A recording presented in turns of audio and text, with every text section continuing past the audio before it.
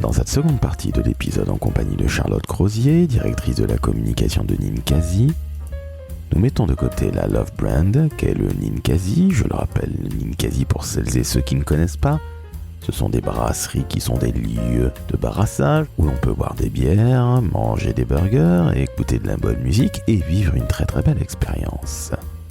Et justement, ce magnifique succès du Ninkasi ne serait rien sans une véritable DIRCOM qu'est Charlotte. Dans cette seconde partie, elle vous explique donc comment elle travaille. Son organisation qui est ultra carrée et qui vient très certainement au-delà de son expérience, de son passage en agence qu'elle a régulièrement combiné avec des passages chez l'annonceur. Bref, avec Jean-François Granat, mon acolyte et gone de la com, nous avons abordé enfin un sujet ô combien complexe, à savoir le quotidien d'une DIRCOM de très haut vol comme l'est Charlotte. Je suis Laurent François, fondateur et dirigeant de l'agence Maverick. Très très bonne écoute et n'hésitez pas à noter 5 étoiles sur Apple et Spotify.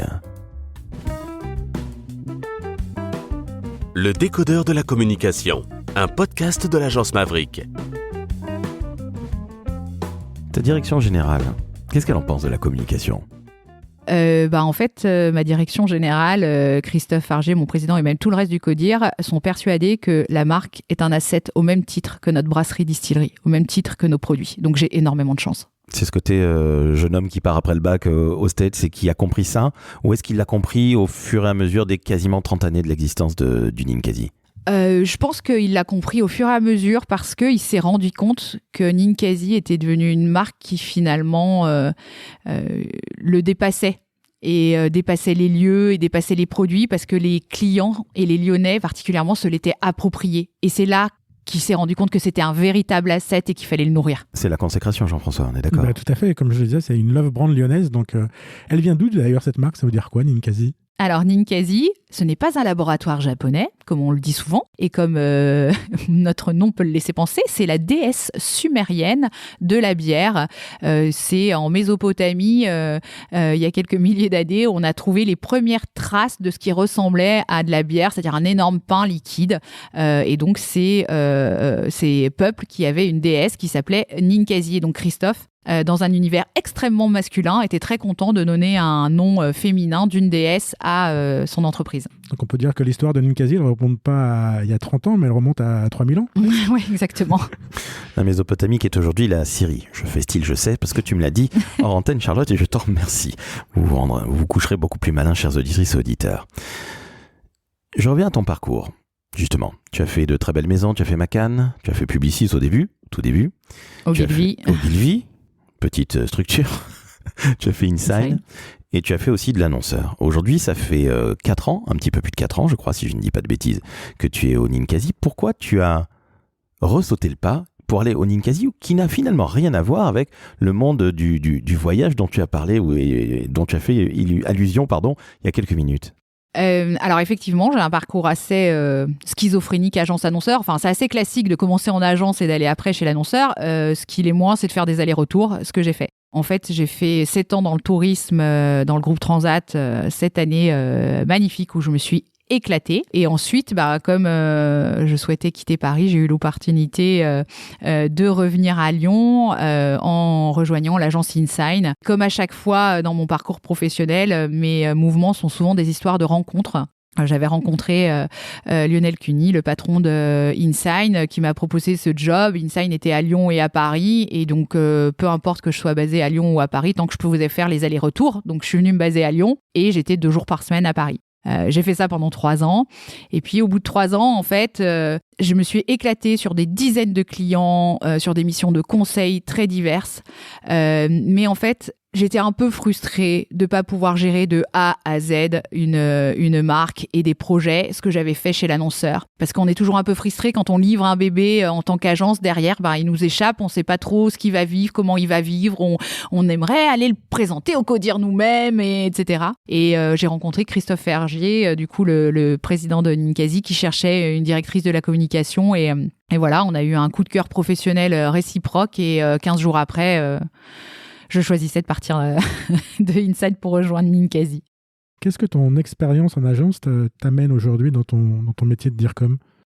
Je pense que j'aurais pas pu internaliser tout ça si j'avais pas bossé en agence avant. C'est-à-dire que ça m'amène une énorme exigence, je pense, parce que comme j'ai été de l'autre côté, je connais les deux versants de la pièce, donc on peut pas me la faire, j'ai envie de te dire. Donc je connais les timings, je connais les organisations, les déroulés, les chiffres, donc je pense que ça apporte une expérience très riche d'avoir ce double parcours agence-annonceur et je conseille à tout le monde de le faire. Et puis, ça me permet à l'heure actuelle de ne pas avoir besoin de beaucoup d'agences pour structurer un service et une stratégie de communication.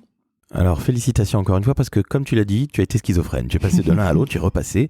En général, on commence toujours par l'agence, et puis on va chez l'annonceur, et puis on évolue. Et puis, il faut le rappeler, chez InSign, tu n'étais pas chef de groupe, tu étais au COMEX. Oui, j'étais directrice générale déléguée sur toute l'activation marketing. On est d'accord, donc félicitations. Et moi, j'en profite pour saluer la femme de Lionel Cuny que j'ai connue justement chez Mediasystem, dans le groupe Publicis il y a fort longtemps, et je crois qu'elle vit maintenant à Toulouse, Caroline.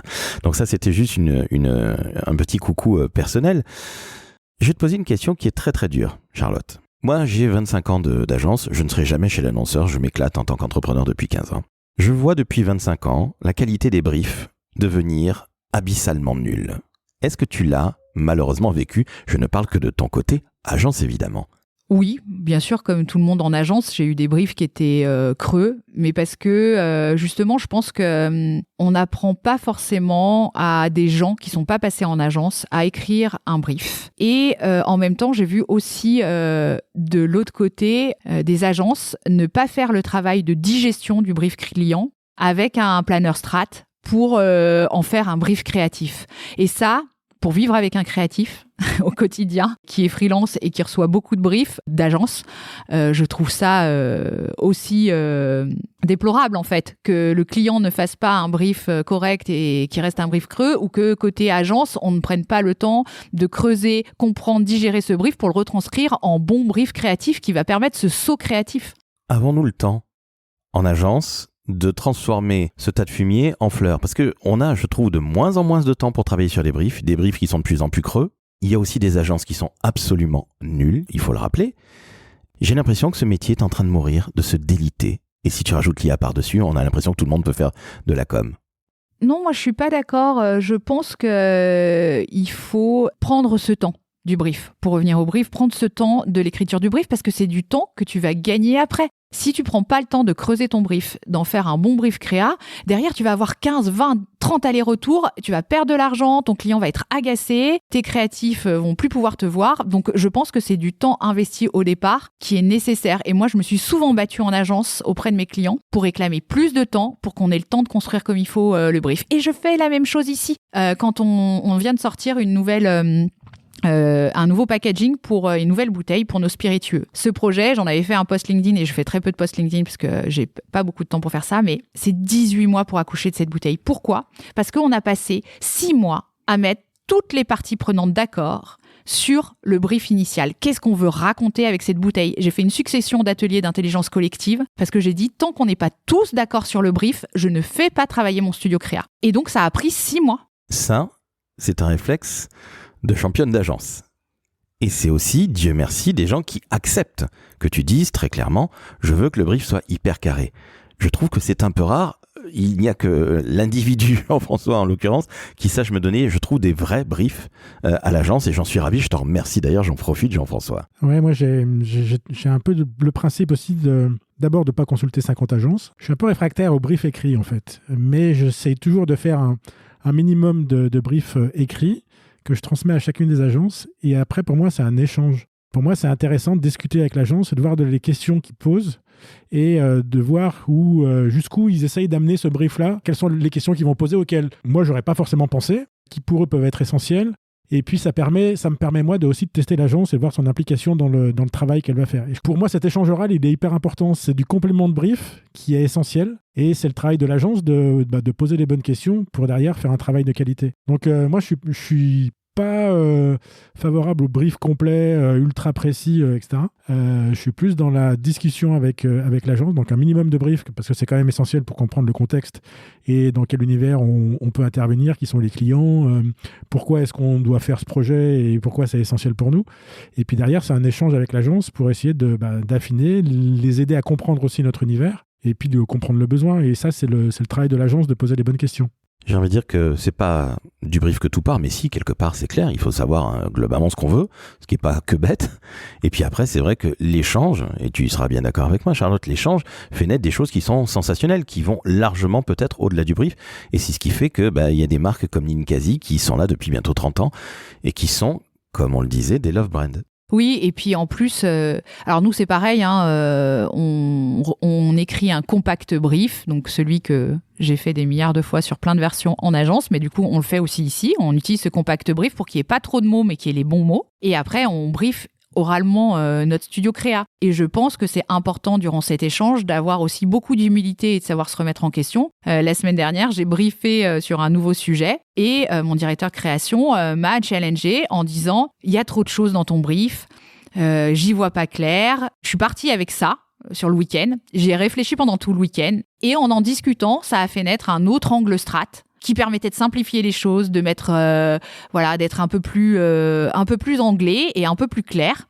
Et donc, j'ai rebriefé le lundi en revenant en disant « Ok, je t'ai entendu. C'était un peu trop divergent, ça partait un peu trop dans tous les sens. J'ai re-anglais le brief comme ça. Est-ce qu'on peut en reparler ? Et tu me dis si c'est plus clair. » Et c'était plus clair. Je pense qu'on avait progressé de cet échange-là, quoi. Vous aviez progressé conjointement et c'était une co-construction au final. Mm-hmm. Ce qui donne en général de très belles campagnes, ou en tout cas de très belles stratégies. Ouais, moi, j'avais un exemple comme ça où consulté une fois pour un stand. Et donc, on avait fait un minimum de brief avec un minimum de projets d'implantation, de choses comme ça pour expliquer ce qu'on voulait, les matériaux qu'on voulait utiliser, les messages qu'on voulait faire passer sur le stand. Consulté 2 agences. La première, qui était une super agence, le monsieur avait fait l'école Boulle, donc pour vous donner le niveau de technicité du monsieur, il est venu, on a fait 1h30 d'entretien pour voir tous les sujets, tout le détail du brief et de notre besoin. La deuxième agence, l'échange a duré 3 minutes. Voilà. Et sur notre projet, nous, on avait des lames de bois qui flottaient dans l'espace. Donc, pour la première agence, c'était très compliqué parce qu'il a quand même dit comment vous attachez tout ça et quel mur vous voulez derrière pour attacher tout ça. Et la deuxième agence, qui restait 3 minutes, les lames qui flottaient dans l'espace ne lui posaient pas trop de problèmes. Donc finalement, je ne vous dis pas quelle agence on a choisi, mais voilà, le fait que derrière, tu complètes ton brief par des informations, par échanger avec les gens qui sont dans le métier, ça aide aussi à faire progresser ton brief et avoir une meilleure solution à la fin. Alors, chères auditrices, chers auditeurs, que vous soyez en agence ou que vous soyez chez l'annonceur, que vous soyez jeune ou expérimenté, écoutez bien ce que viennent de vous dire Charlotte et Jean-François. C'est absolument fondamental. Encore une fois, l'un n'est pas contre l'autre, l'agence n'est pas contre l'annonceur. Bien au contraire, c'est un travail commun. Jean-François, tu voulais rajouter quelque chose ? Non, je voulais juste revenir sur un point. Vous êtes entreprise à mission. Est-ce que ça change quelque chose dans ta façon de communiquer et dans les messages que tu développes ? Est-ce que ça t'engage sur certains aspects ? Je pense notamment toute la partie développement durable. Est-ce que c'est des choses que tu prends en compte et comment tu les prends en compte dans ton métier ? Alors, bien sûr que ça m'engage, mais ça nous engage tous au Ninkasi. C'est un choix collectif d'être devenu entreprise à mission, c'est-à-dire qu'on a inscrit dans les statuts de l'entreprise nos objectifs RSE. Ninkasi, quand je suis arrivée, je me suis bien rendu compte que la stratégie d'impact, donc stratégie RSE, était très importante. On a un comité de pilotage de 13 personnes, pas un responsable RSE, mais c'est 13 personnes des différents métiers qui ont une feuille de route. En arrivant, on m'a dit faudrait peut-être qu'on en parle plus de ce qu'on fait. Et moi, j'ai dit non, on n'est pas prêt. Donc j'ai dit non, on communique pas dessus tant qu'on n'est pas prêt. Parce que il est hors de question, évidemment, de faire du greenwashing. Il faut qu'on puisse communiquer des objectifs, un chemin, un plan d'action et les indicateurs pour avoir une communication qui soit la plus factuelle, humble possible sur le sujet. Donc c'est ça qui nous oblige sur la stratégie d'impact et qui devrait obliger tout le monde sur ces communications RSE, c'est qu'on explique ce qu'on veut faire, comment on veut le faire, comment on le mesure et comment on progresse ou on régresse chaque année. Donc oui, ça nous oblige dans cette communication à énormément de transparence, d'honnêteté et d'humilité. Même sur les choses qui régressent, par exemple, des fois c'est bien de dire là on n'y arrive pas, ou au contraire là on a énormément progressé. Bah oui, tout à fait. Nous, ça nous arrive. Cette année, je crois qu'on a un indicateur qui a régressé et on l'a mis, quoi. Et on l'explique. Le chemin pour du coup coordonner la mission chez Ninkasi, je sais pertinemment maintenant que le chemin il est jamais blanc et jamais noir. C'est un énorme chemin gris. La vérité d'un jour scientifique n'est pas exactement celle du lendemain, donc tu progresses aussi comme ça vis-à-vis de tes indicateurs, quoi. Donc oui, on explique, on met énormément de pédagogie là-dedans. La difficulté, c'est que les choses restent simples et claires pour le consommateur, alors que c'est des sujets qui sont éminemment complexes. Justement, j'allais y venir. Qu'est-ce qu'il en pense, le consommateur, de tous ces efforts que vous faites en matière de développement durable, de durabilité, de RSE, appelle ça comme tu l'entends? Mais en fait, il n'en pense pas grand-chose parce qu'il ne le sait pas beaucoup à l'heure actuelle. Comme on a choisi de ne pas communiquer pendant très longtemps sur ces sujets-là, de peur d'être maladroit, de peur de faire du greenwashing, on a commencé qu'il y a 2 ans à communiquer sur notre stratégie d'impact. Et on a voulu faire de façon, je pense, un peu scolaire pour être très pédagogue, beaucoup d'explications. Et en fait, nous, on a des clients qui viennent chez nous pour boire une bière, pour s'amuser, pour passer un bon moment et qui, je caricature un peu, n'ont pas envie qu'on leur prenne la tête avec des sujets environnementaux et sociaux. Donc, on s'est rendu compte qu'il y a peu de nos clients qui étaient au courant de nos engagements et de tout ce qu'on faisait. Donc, on essaye un peu maintenant de twister notre com pour la rendre finalement dans l'ADN Ninkasi et dans le ton Ninkasi plus fun, plus légère, pour parler de ces sujets-là et pour arriver à toucher le conso. On a sorti une petite capsule, par exemple, sur les réseaux sociaux qui s'appelle « Engager sans se faire mousser » et où on a un facecam de 2 minutes d'un collaborateur qui raconte un des objectifs qu'on a atteint ou qu'on est en train de travailler. Comment est-ce que tu embarques justement les gens qui se trouvent dans les restaurants sur ces sujets-là? Parce que j'imagine qu'il va y avoir peut-être du recyclage, des choses comme ça, peut-être des choses nouvelles qui se sont mises en place dans les restaurants. Comment est-ce que tu embarques les salariés dans ce projet-là?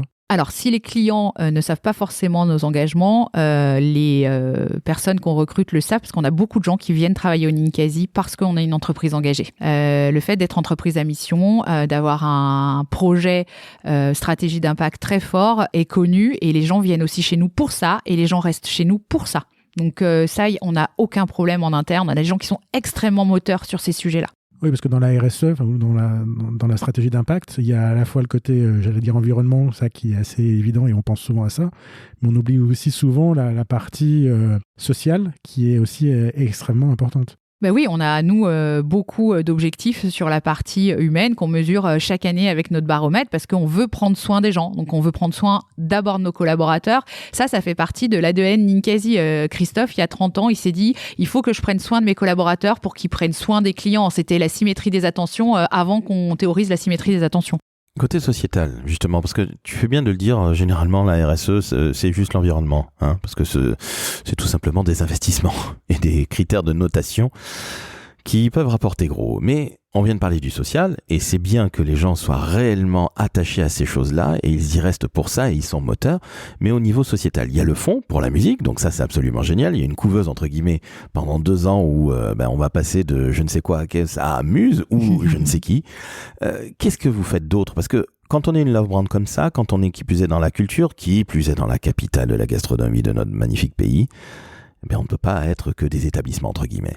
Non, alors c'est pour ça que Ninkasi a toujours voulu, et c'était un peu le projet de Christophe et Kurt au départ, d'être une entreprise citoyenne au sens propre, c'est-à-dire une entreprise qui s'inscrit dans la vie de la cité et qui vivifie son territoire. Ça va passer par plein de choses. Ça va passer par prendre la parole et faire partie de beaucoup de groupes du territoire pour faire avancer le territoire sur des sujets de coopération, des sujets environnementaux, beaucoup travailler avec les collectivités sur ces sujets-là. Ça veut dire prendre une partie, mettre un peu d'argent au capital de Rebouteille, par exemple, qui est une entreprise qui nettoie et lave les bouteilles pour pouvoir développer la consigne. Ça va être sur le territoire de Tarare, dans les Monts du Lyonnais où se trouve notre brasserie-distillerie, replanter une forêt juste à côté de Tarare pour qu'il y ait un espace qui revive après une coupe rase. Voilà, c'est ce genre de projet très concret pour participer à la vie des territoires et à la vie de la cité. Et pourquoi vous n'avez communiqué que depuis 2 ans? Alors tu le disais, vous aviez peur de faire du greenwashing et de vous faire tabasser, ce que je peux parfaitement comprendre et c'est extrêmement noble et bravo. Mais pourquoi l'avoir fait finalement depuis 2 ans, donc 2023-24 à peine? On le fait depuis 2023 parce que en fait on avait structuré notre feuille de route stratégie d'impact suite à la CEC. On a fait la Convention des entreprises pour le climat en 2023. Ça nous a permis de clarifier notre feuille de route, les indicateurs et le plan d'action. Et du coup après on se sentait complètement serein pour avoir une communication claire, transparente et humble sur ce sujet-là. Donc encore une fois, vous ne faites pas les choses à moitié, vous les faites bien. Une entreprise qui est jeune, une trentaine d'années, c'est combien de salariés en tout? Alors tu nous as dit qu'il y avait des franchisés bien évidemment, mais puis il y avait aussi des succursales. 6 ou 7 établissements succursales, si je dis pas de bêtises, c'est ça? 7 établissements succursales. Autant pour moi, ça fait combien de salariés aujourd'hui chez Ninkasi? On est à un peu plus de 210, 220 salariés chez Ninkasi. Et si on comptait tous les salariés des franchisés, on monterait autour de 800, je pense. Donc respect total dans un secteur qui est complexe, tu l'as dit, problématique de recrutement particulièrement en salle, on est bien d'accord, et aussi côté cuisine.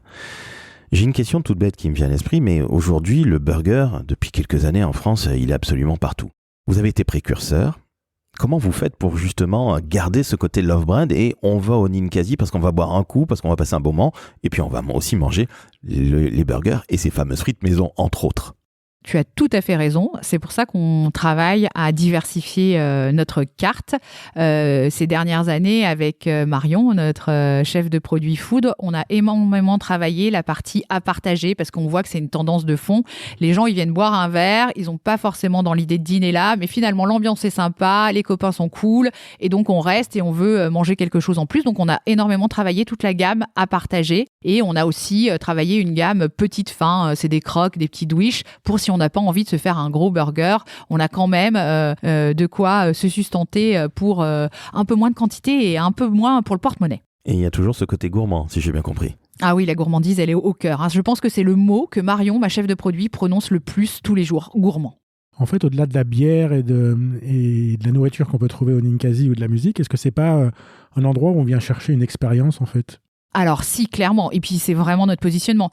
Depuis le Covid et le fait que les gens sortent beaucoup moins, c'est une réalité dans les chiffres. Si on n'est pas un lieu d'expérience, nous à l'origine on est des lieux de brassage. On crée des lieux pour que les gens ils échangent, ils se rencontrent et créent du lien social. Ça fait partie de notre ADN. Mais c'est d'autant plus important depuis le Covid où notre plus gros concurrent maintenant c'est le canapé, Netflix et Uber. Donc les gens, s'ils peuvent manger chez eux et voir un film chez eux, ils vont pas sortir. Ils vont sortir parce qu'ils vont chercher une ambiance, une atmosphère, une animation, quelque chose qui va les faire vibrer, qu'ils pourront pas vivre chez eux. On rejoint votre raison d'être, quoi, brasser des cultures. Exactement, libre de brasser toutes les cultures et donc de mixer tous ces gens dans des lieux réels, physiques, qui font la différence avec ce qu'on peut vivre à la maison. Le Covid vous a fait du mal? Est-ce que le consommateur a totalement changé? Tu viens de le dire, c'est vrai que rester devant son Netflix et puis se faire livrer un truc par quelqu'un, c'est le grand ennemi de Ninkasi et puis des restaurateurs aujourd'hui, hélas. Oui, alors en plus, il n'y a pas que le Covid, c'est le Covid et puis derrière, la succession des hausses des matières premières, de l'électricité qui a mangé toute la marge du CHR et qui fait que c'est très compliqué d'avoir des établissements à l'équilibre. Donc nous, le réseau est à l'équilibre cette année. On va faire plus 2% versus un marché de la restauration à table qui est à moins 6%. En 2025, donc qui continue à souffrir énormément. Il y a toujours beaucoup d'établissements, on le voit à Lyon, là, notamment des établissements connus et qui sont sur la place publique depuis des années, qui passent en redressement judiciaire ou en sauvegarde. Donc oui, le secteur du CHR souffre encore énormément, même 5 ans après le Covid. Et respect pour cette croissance sur un marché à -6, +2 c'est énorme. Je pense qu'il y en a beaucoup qui seraient très heureux de faire +2. Donc encore une fois, le côté lieu de brassage, la signature maison, cette mission que vous avez fait que ça marche parce qu'au Ninkasi, on n'y trouve pas que à manger, on y trouve bien d'autres choses et une expérience des gens et un accueil, j'imagine, qui doit être sensationnel. Tu confirmes, Jean-François ? Ah oui, c'est vraiment une expérience quand on va au Ninkasi, c'est vraiment une expérience et c'est un endroit en fait, c'est plus un endroit où on vient avec des amis pour partager quelque chose, pour retrouver des amis, boire une bonne bière, éventuellement manger, comme tu le disais, pas forcément manger, mais si l'ambiance est bonne et si on s'y sent bien, on complète la bière par quelques nourritures. Il faut venir à Paris, parce qu'on n'en peut plus, nous. On essaye, mais le taux d'effort des loyers à Paris n'est pas exactement le même que dans le reste de la France. Le prochain Ninkasi, c'est Rennes, c'est ça, tu nous as dit ? Oui, c'est Rennes en fin février, début mars. peut-être lister les villes où on peut trouver des Ninkasi. Au-delà de la région lyonnaise, il y a Besançon, je crois. Il y a... Oui, alors on a ouvert, effectivement, depuis 4 ans, on ouvre en dehors de la région Auvergne-Rhône-Alpes. Donc on a ouvert à Montpellier, Lille, Besançon, Rouen, La Roche-sur-Yon le mois dernier, en Vendée. Et donc Rennes en février-mars prochain. Et vous serez où à Rennes? Parce que j'ai fait mes études à Rennes, ville que j'adore. En face du stade. Ah, donc finalement, il y a aussi un ADN, un peu football, confère Gerland avec le tout premier établissement. Pas mal. Est-ce qu'il y aura de la galette saucisse là-bas? Non, je crois pas. Eh oui, vous resterez fidèle à ce que vous êtes. Bon, j'ai pris quelques galettes saucisses pour aller voir le stade rennais. Et je dois l'avouer que la galette saucisse est quand même très très très largement surcotée, hélas. Et si on est parisien comme Laurent, où est-ce qu'on peut trouver des produits Ninkasi? Tu parlais je crois, les Monoprix, c'est ça, les Franprix? Oui, maintenant, on est distribué au niveau national en GMS, donc en grande et moyenne surface, chez Monoprix, Franprix, Carrefour, Leclerc. Donc, on peut trouver nos produits à peu près partout. Et là, on trouvera les bières et les spiritueux, c'est ça? Oui, exactement. On trouvera le whisky et les bières. Donc on trouvera vraiment les bons produits Ninkasi. On arrive à la fin de cet épisode, Charlotte. Quel conseil tu donnes à un jeune ou à un moins jeune qui veut se lancer dans nos magnifiques métiers de la communication? Moi, ça fait 25 ans que je suis dans la com. Je crois que je donnais déjà ce conseil quand je recrutais des stagiaires en agence. Il ne faut pas fantasmer ce métier. Voilà, c'est un métier comme un autre. Il faut être rigoureux, il faut être extrêmement polyvalent. C'est le premier conseil qu'on m'a donné à mon premier stage en agence de com. La polyvalence, et je pense que c'est encore vrai 25 ans plus tard. Faut être rigoureux, faut être polyvalent. Et il faut surtout 2 choses, je pense. 1, venir au boulot en ayant envie de le faire le matin. Donc pour avoir cet enthousiasme qui est nécessaire dans beaucoup de métiers, mais particulièrement dans le nôtre. Et 2, ne pas oublier qu'on fait que de la com. Et que si à la fin de la journée, on se rend malade parce qu'on n'a pas réussi à livrer son affichage de co à l'heure, eh ben c'est qu'on fait pas le bon métier. Ah, c'est intéressant ce que tu dis là. Parce qu'il y a d'autres personnes qui vont te dire on sauve pas des vies. Exactement. Eh ben, tu veux que je te dise, je disais comme toi. Je sais pas ce que tu en penses d'ailleurs, Jean-François, de ce côté on ne sauve pas des vies ou on ne fait que de la com. Moi, j'ai tendance à penser que heureusement que nous sommes là, nous les communicants, parce que sinon on se ferait royalement suer dans notre métier. On serait dans un pays non pas capitaliste, alors j'ai rien pour le capitalisme, rien contre d'ailleurs, mais on serait dans des pays communistes où tout le monde aurait la même communication. Heureusement que nous sommes là pour rendre la vie quelque part un peu plus belle. Oui, on est là pour pousser à la consommation, mais on l'assume. Et moi, je suis très heureux avec ça. Mais toi, qu'est-ce que tu en penses, Jean-François? Parce que c'est très très fort. Je te remercie, Charlotte, de l'avoir dit, d'avoir relativisé. Mais moi, tu vois, je me dis, mais heureusement que nous sommes là. Oui, je suis d'accord avec toi sur le fait que heureusement qu'il y a de la communication et heureusement qu'on peut créer des love brands, comme le disait Charlotte. Je crois qu'il y a de plus en plus de responsabilités dans les métiers de communicants quand on voit des fois certaines campagnes qui sont faites. Je pense à la dernière campagne de Sephora qui va aller toucher les enfants.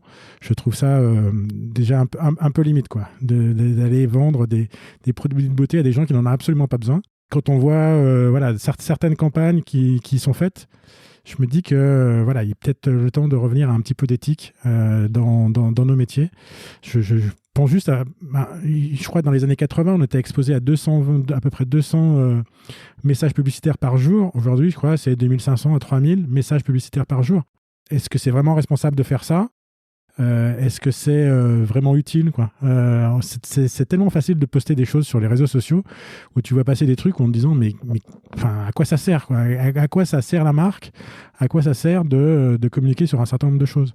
Donc je pense qu'il faut revenir à un peu plus de responsabilité dans les communicants et puis faire du bon travail et pas tomber dans la facilité de voilà, je fais de la quantité et pas de la qualité. Et c'est ce qu'il y a aussi c'est l'inverse, je pense, chez Ninkasi. C'est quand tu vois leur communication, ça a l'air très cool, très fun, etc. Mais c'est un vrai boulot et quand on est communicant, on voit que c'est réfléchi et c'est posé. Oui, quand je disais qu'il ne faut pas se rendre malade si on ne rend pas son affichage à la fin de la journée parce qu'on ne sauve pas des vies et qu'il faut relativiser notre métier. C'est pas pour dire que notre métier n'est pas important, c'est parce que je pense que si toi tu penses que tu es indispensable en tant que communicant et que ce que tu fais est génial, tu n'es déjà plus un bon communicant. Parce que tu n'auras plus de sens critique, parce que tu n'auras plus de recul et que tu feras pas bien ton taf. C'est pour ça que faut pas, je pense, quand on débute ou même quand on progresse dans ce métier, avoir trop de certitudes. Mais rester toujours critique et douter, parce que c'est ce qui fera un bon communicant. Et je rejoins Charlotte sur le côté polyvalence. C'est un métier où il faut être capable de tout faire. Et ça va aussi bien faire de la stratégie, et même quand on est directeur de la com, on peut faire de la stratégie de communication, et puis sur un événement, aller bouger des chaises, aller aider un artiste à monter sur scène, et il faut tout faire. Et tu peux faire un jour de la stratégie de com, le lendemain aller poser des affiches, le jour d'après aller faire de la com interne, aller rencontrer des gens, et c'est un métier qui est vraiment hyper polyvalent, et c'est la richesse de ce métier aussi. Et puis si tu n'as pas cette polyvalence, encore une fois, tu risques de pas bien faire ton métier. Parce que si tu n'es pas capable de savoir comment ça se passe sur le terrain en le faisant toi-même de temps en temps, ta strate de com, elle sera stratosphérique et elle sera déconnectée des réalités de ce qu'est ton entreprise et ta marque au quotidien pour les gens qui la font vivre. Donc c'est pour ça que c'est hyper important de faire cet ascenseur entre l'opérationnel et la strate. Vous pensez qu'il reste encore du bon sens dans notre métier, Charlotte ? Ah oui, moi, tous les jours. Avec mes équipes, tous les jours, on se dit régulièrement, mais ça, oui, ça c'est une question de bon sens, donc on le fait comme ça. Mais oui, je pense. Jean-François, qu'est-ce que tu en penses ? Moi, j'arrête pas de dire que la communication, c'est avant tout du bon sens. Donc, il faut avoir du bon sens, il faut avoir des idées, il faut être capable d'amener de l'émotion, et puis il faut amener aussi un peu de courage pour pouvoir défendre ses idées. Eh bien, on va se quitter là-dessus. Charlotte, j'avais envie de te poser la question de Marc qui est extrêmement difficile, alors peut-être vais-je la garder pour les outtakes, comme on dit dans le milieu de la communication, mais je te la pose quand même. On verra si tu as envie d'y répondre. Charlotte, si on part du principe que le métier de communicant est de tout entreprendre pour faire aimer l'autre, j'entends par là son patron, sa marque, pourquoi pas son élu quand on est dans la com publique, peut-on aller jusqu'à penser que tout cela, en définitive, ce n'est que de l'amour par procuration? Sommes-nous tous des Cyrano de Bergerac, amenant depuis l'ombre les mots à Christian, mais espérant qu'un jour, Roxane nous aime, nous? En somme, un bon communicant est-il un communicant névrosé, se contentant de l'amour par truchement? Je dirais que c'est un choix, en fait. Comme dans un spectacle, il y a ceux qui choisissent d'être sur scène, et puis il y a ceux qui choisissent d'être metteurs en scène, techniciens, musiciens. Comme dans un orchestre, il y a ceux qui sont dans l'orchestre et il y a le chef d'orchestre. Et je pense que quand on choisit d'être communicant, ça veut dire qu'on veut pas être soi sur le devant de la scène, qu'on veut pas être l'acteur qui est devant la caméra, mais plutôt le réalisateur ou le chef d'orchestre d'un orchestre. Moi, je vois vraiment mon métier comme un métier de chef d'orchestre. Donc non, je pense pas que c'est de l'amour par procuration, je pense que c'est un choix. Eh bien écoute, merci à toi, on va se quitter là-dessus. Alors cette question est extrêmement longue, extrêmement compliquée. On la doit à mon ami Marc Thébault qui me l'a posée il y a quelques mois et je trouve que tu t'en es magnifiquement bien sorti parce qu'en général je l'envoie par avance par email pour que les gens puissent réfléchir et sachez-le chers auditrices et auditeurs, eh bien oui c'est ça, quand on monte sur scène au Ninkasi, on sait parfois entre guillemets improvisé, eh bien là c'était un chef-d'œuvre. Je te remercie Charlotte de nous avoir accueillis, Jean-François et moi. Merci à toi. Merci Laurent, merci Jean-François. Merci Charlotte. Alors chères auditrices, chers auditeurs, quand on entend une championne du monde comme Charlotte, une épée, eh bien qu'est-ce qu'on fait? On met 5 étoiles sur Apple Podcast, 5 étoiles sur Spotify, on s'abonne évidemment au Décodeur de la communication, le plus grand podcast sur la communication. Tu remarqueras ma modestie légendaire Charlotte. Merci. Et Charlotte, sincèrement, tu reviens quand tu veux dans le podcast. Nous ferons plutôt ça à distance parce que je ne vais pas si souvent à Lyon. Hélas, pourtant c'est la capitale de la gastronomie, du football et malheureusement du rugby. Hélas, depuis quelques années, moi qui suis toulousain. Mais en tout cas, tu reviens absolument quand tu veux. C'était un véritable plaisir que d'échanger avec toi et Jean-François. Merci. Et nous, Laurent, on va aller manger un burger et boire une bière au Ninkasi, tout de suite. Ah bah tiens, on va se gêner. On va se gêner. Merci. Ciao, ciao, ciao.